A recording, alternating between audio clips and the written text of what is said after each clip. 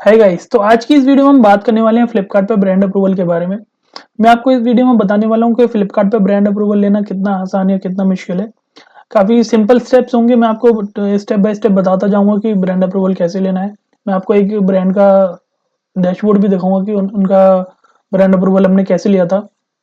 सो काफ़ी simple video होने वाली है और बिना किसी देरी के चलिए वीडियो शुरू करते हैं। तो जैसा कि आप इस डैशबोर्ड पे देख सकते हैं कि हमने काफ़ी बार ब्रांड अप्रूवल लेने की कोशिश की है, बट कुछ बार रिजेक्शन भी आया है।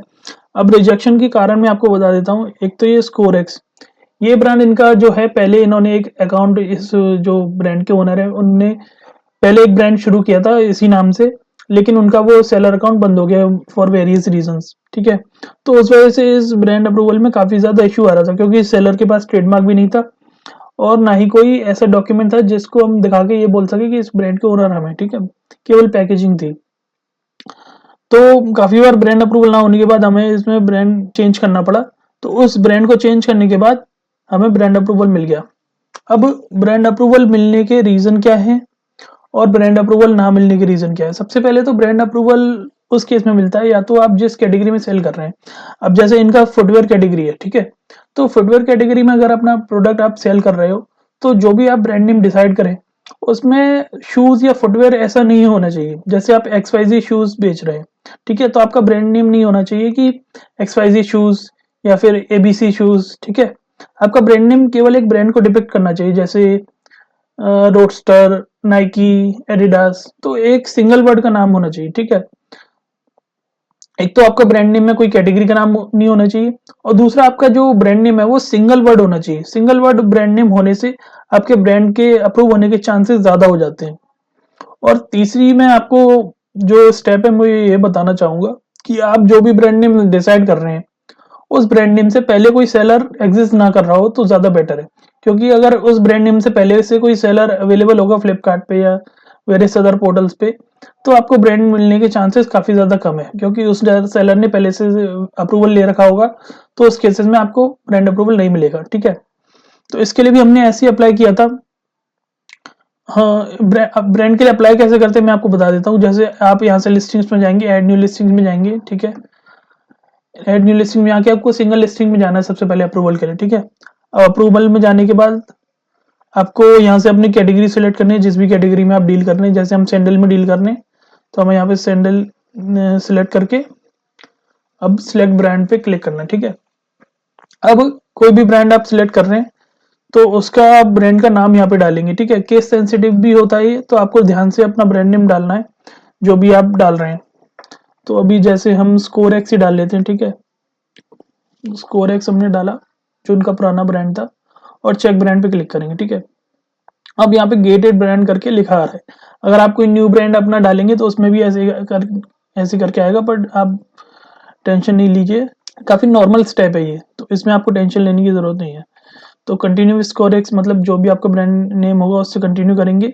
ठीक है, इसमें हमने ब्रांड लोगो वगैरह दिया था, लेकिन ये रिजेक्ट ही कर दिया क्योंकि पहले से हमने दूसरे अकाउंट पे इसका अप्रूवल ले रखा है, तो इस वजह से ये रिजेक्ट हो गया है।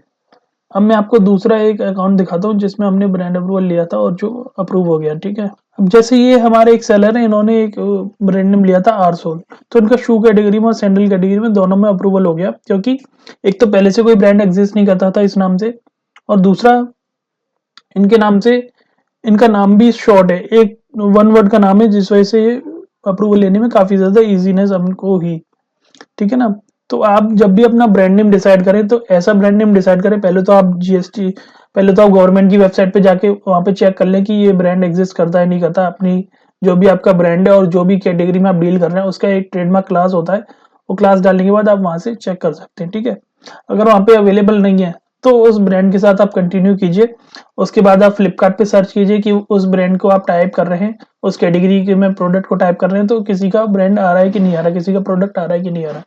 अगर किसी का प्रोडक्ट नहीं आ रहा है तो आप उस ब्रांड के साथ कंटिन्यू कर सकते हैं, वरना आपको दूसरा ब्रांड नेम यूज करना चाहिए, क्योंकि उस केस में आपके पास वो ब्रांड नेम यूज करने से अप्रूवल नहीं मिलेगा मोस्ट केसेस में। ठीक है, तो तीन चीजें बेसिकली, एक तो ब्रांड नेम शॉर्ट होना चाहिए, वन वर्ड का होना चाहिए, आपके ब्रांड नेम में किसी कैटेगरी का नाम नहीं होना चाहिए जिस कैटेगरी में आप डील कर रहे हैं। ठीक है, और तीसरा ये है, आपके पास ट्रेडमार्क ना भी हो तो भी चलेगा, सीधा आपको जैसे मैं आपको दिखाई देता हूँ, जैसे ऐड न्यू लिस्टिंग्स पे आए, ऐड अ सिंगल लिस्टिंग पे क्लिक करेंगे, ठीक है। यहाँ से अपना फेवरेट वर्टिकल सेलेक्ट कर लेंगे, सिलेक्ट ब्रांड पे क्लिक करेंगे और यहाँ पे अपना ब्रांड डाल देंगे। अब जैसे एग्जांपल के लिए मैं कोई ब्रांड अगर डालूं तो अब जैसे एक कोई ब्रांड नेम डाल देते हैं, कैलो, ठीक है।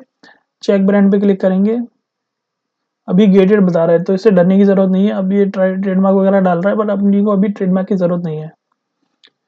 कंटिन्यू विद कैलो पे क्लिक करेंगे। इसके बाद आपको सीधा आई एक्सेप्ट सेल्फ डिक्लेरेशन पे क्लिक करना है और सीधे अप्लाई पे क्लिक कर देना है, ठीक है। इसको सिलेक्ट करने के बाद आपको कोई भी ये ब्रांड वेबसाइट लिंक या फिर एमआरपी टैग वगैरह कुछ भी भरने की जरूरत नहीं है। यहाँ पे आपको brand owner yes no select करना है, सीधा आपको अप्लाई करना है, फिर वेट करना है। आपको 24 से 48 आवर वेट करना है। उस वेट में आपकी सारी क्वेरीज रिजॉल्व हो जाएंगी कि आपको ब्रांड अप्रूवल अलॉट हुआ है या नहीं हुआ है। अगर नहीं हुआ होगा तो आप दोबारा अप्लाई कर सकते हैं, देखने के बाद कि उसमें क्या कमी आई है, ठीक ना। तो इस तरीके से आप ब्रांड अप्रूवल कर सकते हैं और मैं आपको शॉर्ट गारंटी देता हूँ कि आपको बिना ट्रेडमार्क के आपको ब्रांड अप्रूवल फ्लिपकार्ट पे हो जाएगा बड़ी इजीनेस से। मैंने इसके ऊपर डिटेल वीडियो बनाई थी करीबन 2 साल पहले, तो उसके बारे में अगर आपको जानकारी चाहिए तो वो वीडियो में आई लिंक पर डाल दूंगा, तो वहां से आप पुरानी वीडियो देख सकते हैं कि उसमें मैंने डिटेल में बताया हुआ है कि आपको किस केस में नए ब्रांड नेम पे जाना चाहिए, किस केस में ब्रांड ऑथराइजेशन लेना चाहिए। तो वो सारी जानकारी आपको पुरानी वीडियो से मिल जाएगी। तो पुरानी वीडियो में भी मैंने डाली हुई है, डिस्क्रिप्शन में उसका लिंक है और आई बटन में भी उसका लिंक है, तो वहां से आप उसको चेक कर सकते हैं, ठीक है। तो फिलहाल के लिए इस वीडियो में इतना ही। बाकी आगे आने वाली वीडियोस में मैं आपको और भी एक्साइटिंग टॉपिक्स के बारे में काफ़ी सारी जानकारियां दूंगा।